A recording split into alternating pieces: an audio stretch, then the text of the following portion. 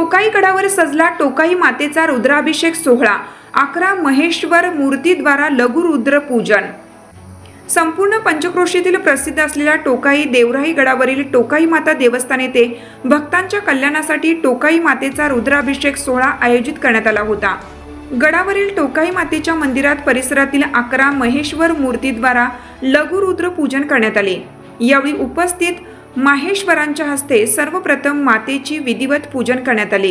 त्यानंतर रुद्राभिषेक संपन्न झाला। यानंतर मातेची महाआरती करण्यात आली। यासाठी परिसरातील शेकडो भाविक उपस्थित होते। आरतीनंतर महाप्रसादाचं आयोजन करण्यात आलं होतं। आपल्या संपूर्ण पंचक्रोशीत प्रसिद्ध आणि जागृत म्हणून ओळखत असलेल्या सह्याद्री टोकाई देवराई गडावरील टोकाई मातेच्या या देवस्थानावर माहेश्वर मूर्तीद्वारा 11 माहेश्वर मूर्तीद्वारा रुद्राभिषेकाचं आयोजन करण्यात आलेलं होतं।